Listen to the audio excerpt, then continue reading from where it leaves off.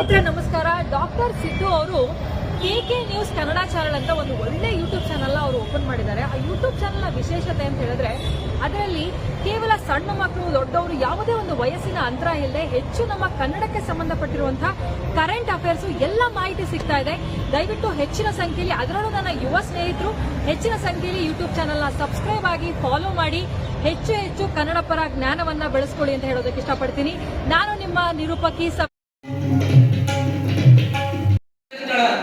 ಆದರೆ ಗುರು ಸಾವಿರಾರು ದೀಪಗಳನ್ನು ಹಚ್ಚಿ ವಿದ್ಯಾರ್ಥಿಗಳ ಬಾಳಿಗೆ ಬೆಳಕನ್ನು ಕೊಟ್ಟು ಜಗವನ್ನೇ ಬೆಳಗುವಂತಹ ಮನುಕುಲವನ್ನೇ ಉದ್ಧಾರ ಮಾಡುವಂತಹ ಪುಣ್ಯ ಕಾರ್ಯ ನಮ್ಮ ಗುರುಗಳು. ಈ ಸಂದರ್ಭದಲ್ಲಿ ನಾನು ಎಲ್ಲ ಗುರುಗಳು ಒಂದೇ ಒಂದು ನಿಮಿಷದಲ್ಲಿ ಮುಗಿಸ್ಬಿಡ್ತೀನಿ. ಮುಖ್ಯವಾಗಿ ಪ್ರಾಚಾರ್ಯರಾಗಿ ನಿವೃತ್ತರಾಗಿ ಆ ಸಂದರ್ಭದಲ್ಲಿ ನಮ್ಮ ಜೀವಶಾಸ್ತ್ರವನ್ನು ಹೇಳ್ತಾ ವಿಜ್ಞಾನ ವಿಷಯ ಹಾಸ್ಯ ರೂಪದಾಗ ಹೇಳ್ತಿದ್ರು ಸರ್. ಅಂದ್ರ ಆ ವಿಜ್ಞಾನದೊಳಗ ಆಕ್ಟಿನೋಡರ್ಮಿಟರ್ ಅನ್ನುವಂತ ಒಂದು ಪದ ಬರ್ತದ. ಅದಕ್ಕೆ ಏನ್ ಹೇಳ್ತಿದ್ರು ಗುರುಗಳನ್ನ ಹಾಸ್ಯ ರೂಪದೊಳಗ ಈಗಿ ನೋಡೋ ಹಿರೇಮಠ ಅನ್ನುವಂತ ಒಂದು ಹಾಸ್ಯಭರಿತವಾದಂತಹ ಒಂದು ವಾಕ್ಯವನ್ನು ಹೇಳ್ತಿದ್ರು ಸರ್ ಅವರು. ಅಂದ್ರೆ ವಿಜ್ಞಾನ ವಿಷಯವನ್ನು ಕೂಡ ಅಷ್ಟು ಹಾಸ್ಯ ರೂಪವಾಗಿ ಹೇಳಿ ನಮ್ಮನ್ನ ಆ ಅಧ್ಯಯನದೊಳಗೆ ತೊಡಗಿಸ್ತಿದ್ರು. ಇನ್ನ ಹಾದಿಮನಿ ಗುರುಗಳ ಬಗ್ಗೆ ಹೇಳಬೇಕು ಅಂದ್ರ ಹಾದಿಮನಿ ಗುರುಗಳು ಇತಿಹಾಸದ ಜನಕ ಹೆರೋಡೋಟಸ್ ಇದ್ದಂಗ. ಯಾಕಂದ್ರ ಹಾದಿಮನಿ ಗುರುಗಳು ಒಂದು ಕ್ಲಾಸ್ನಾಗ ಅದರಂದ್ರ ಆ ಕ್ಲಾಸ್ ಸ್ತಬ್ಧ ಇರ್ತಿತ್ತು. ಯಾವುದೋ ಒಂದು ಕ್ಲಾಸ್ ಬಂದದ ಒಟ್ಟ ಮಾತಿಲ್ಲ ಅಂದ್ರೆ ಅಲ್ಲಿ ಹಾದಿಮನಿ ಸರ್ ಹಾಗಂದಾಗ ಆಗ್ತಾ ಅಷ್ಟು ಸ್ಟ್ರಿಕ್ಟ್ ಆಗಿದ್ರು ಅವರು. ಹಾದಿಮನಿ ಗುರುಗಳು ವರ್ಗ ಕೋಣೆಯನ್ನು ಪ್ರವೇಶ ಮಾಡಿದ್ರು ಅಂದ್ರ ನಾವ್ಯಾರು ಕೆಮ್ಮಂಗಿಲ್ಲ, ಸೀರಂಗಿಲ್ಲ, ಕೈ ಇಲ್ಲ, ಕೋಸಿಲ್ಲ, ಏನಿಲ್ಲ. ಯಾಕಂದ್ರ ಅಷ್ಟು ಸ್ಟ್ರಿಕ್ಟ್ ಇದ್ರು ಅವರು.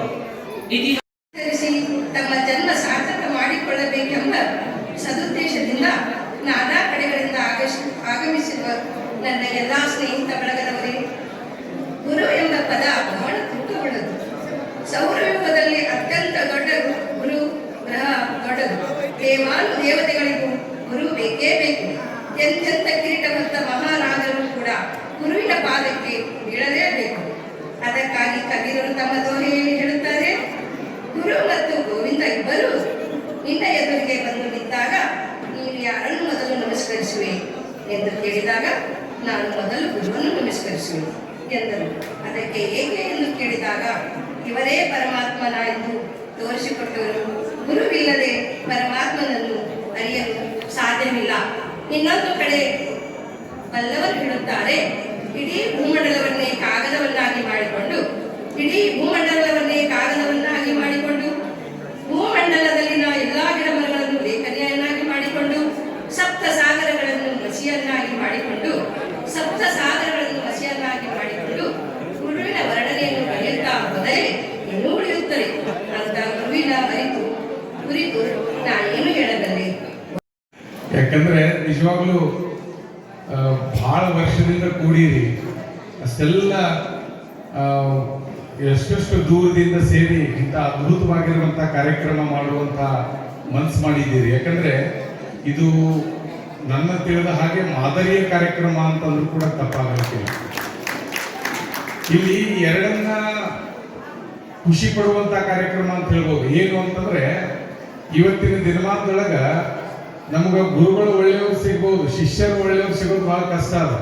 ಬಹುಶಃ ನೀವು ಶಿಷ್ಯರಷ್ಟೇ ನಮ್ಗೆ ಇಂತಹ ಶಿಕ್ಷಕರ ಕೈ ಕಲ್ತಿರೋದಂತ ಅಭಿಮಾನ ಪಡೋದ್ರ ಜೊತೆಗೆ ಶಿಕ್ಷಕರು ಅಭಿಮಾನ ಪಡ್ಬೇಕಾಗ್ಯದ. ನಿಮ್ಮಂತ ವಿದ್ಯಾರ್ಥಿಗಳಿಗೆ ಕಲಿಸೇವ ನಾವು ಅಂತ ತಿಳ್ಕೊಂಡು ಅವರು ಕೂಡ ಹೆಮ್ಮೆ ಪಡುವಂತ ಕಾರ್ಯಕ್ರಮ ಇದು ಅಂತ ಅನಿಸ್ತದೆ ನನಗೆ. ಯಾಕಂದ್ರೆ ಒಂದು ಸಂದರ್ಭ, ನನ್ನ ಸಮಯ ಬಹಳ ಆಗಿದೆ, ನೀವೆಲ್ಲ ಉತ್ಸಾಹದಿಂದ ಈ ಕಾರ್ಯಕ್ರಮ ಮಾಡಿ ನೋಡಿದ್ರೆ ಬಹಳ ಖುಷಿ ಅನಿಸ್ತದೆ. ಒಂದು ಸಣ್ಣ ಉದಾಹರಣೆ ಹೇಳಿ ನನ್ನ ಮಾತನ್ನ ಮುಗಿಸ್ತೀನಿ. ಒಬ್ಬ ತಂದೆ ಮಗನಿಗೊಂದು ಉಡುಗೊರೆಯಾಗಿ ಒಂದು ವಸ್ತು ನೀಡಿದ್ರು. ಏನು ಅಂತಂದ್ರೆ ಇವತ್ತಿನ ದಿನಮಾನಕ್ಕೆ ನೀವು ಮೊಬೈಲ್ ಅಂತ ಅಂದ್ಕೊಳ್ರಿ, ಇವತ್ತಿನ ವಾಸ್ತವಿಕ ವಿಚಾರಗಳು. ಯಾಕಂದ್ರೆ ಮಕ್ಕಳಿಗೆ ಖುಷಿ ಆಗ್ಬೇಕು ಅಂತಂದ್ರೆ ಮೊಬೈಲ್ ಕೊಡಿಸ್ರೆ ಖುಷಿ ಆಗ್ತಾರೆ.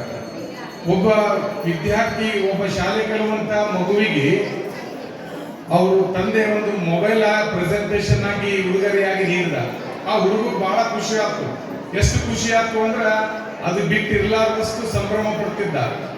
ಆ ಶಾಲೆಗೆ ಮೊಬೈಲ್ ತಗೊಂಡು ಹೋಗ್ಬಾರ್ದು ಅನ್ನೋದು ನಿಯಮ ಗೊತ್ತಿದ್ರು ಕೂಡ ಆ ಬ್ಯಾಗ್ ಒಳಗ ಮೊಬೈಲ್ ಇಟ್ಕೊಂಡು ಹೋದ್ನಂತ.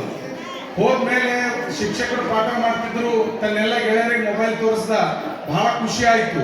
ಹೆಂಗ್ ಖುಷಿ ಆಯ್ತು ಅಂದ್ರೆ ನಮ್ಮ ಅಪ್ಪ ನನಗೆ ಇದು ಹುಡುಗನೇ ಕೊಟ್ಟಾನ ಅಂತ ಖುಷಿಯಿಂದ ತೋರಿಸಿ ಅದನ್ನ ಬ್ಯಾಗ್ ಒಳಗೆ ಇಟ್ಕೊಂಡ. ಬಹುಶಃ ಶಿಕ್ಷಕರಿಗೆ ಗೊತ್ತಾಗಬಾರ್ದು ಅಂತ ಬ್ಯಾಗ್ ಒಳಗೆ ಇಟ್ಕೊಂಡು ಪಾಠ ಮಾಡ್ತಿದ್ರು.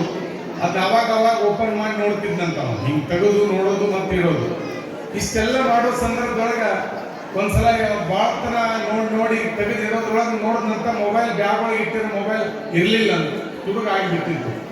ಅವ್ ಭಾಳ ನೋವು ಪಟ್ಕೊಂಡು ಏನ್ ಮಾಡ್ತಾನ ಅಂತಂದ್ರ ಅವ್ರು ಪಾಠ ಮಾಡೋ ಗುರುಗಳಲ್ಲಿ ಹೋಗ್ತಾನ. ಗುರುಗಳೇ ನನ್ನ ಮೊಬೈಲ್ ಶಾಲೆಗೆ ತರಬಾರ್ದಾಗಿತ್ತು, ತಂದೀನಿ, ಆದ್ರೆ ನನ್ನ ಮೊಬೈಲ್ ಯಾರೋ ಹುಡುಗ ಮಾಡಿಬಿಟ್ರ, ಕಳೆದೋಗಿದೆ ಅದು ಹೆಂಗ್ ಮಾಡೋದು ಅಂದ್ರೆ ಅವ ಅಂದ, ನೀನ್ ಶಾಲೆಗೆ ತರಬಾರ್ದು ತಂದಿ ಖರೆ, ಈ ಮೊಬೈಲ್ ಕಳೆದು ಹೋಗಿದೆ ಅಂತಂದ್ರೆ ಈಗ ಯಾರೋ ಕ್ಲಾಸ್ ನಿಂದ ಹೊರಗೆ ಹೋಗಿಲ್ಲ, ಆದ್ರೆ ಅವ್ರಿಗೆ ಏನ್ ಮಾಡೋದು, ಈ ಹುಡುಕಾಡನ್ನು ತಡಿ ಅಂತ ತಿಳ್ಕೊಂಡು ಅವ್ರು ಹೇಳಿದ್ರು, ಈ ಹುಡುಗ ಮೊಬೈಲ್ ತಗೊಂಡ್ಬಂದಾನ, ಅದು ಕಳೆದು ಹೋಗ್ಯದ, ಆ ಕಳೆದು ಹೋಗಿರುವಂತ ಮೊಬೈಲ್ ಯಾರು ತಗೊಂಡಿರಿ ಕೊಡ್ರಿ ಅಂತ ಹೇಳಿದ್ರು. ಅವಾಗ ಅವರು ಅಂದ್ರು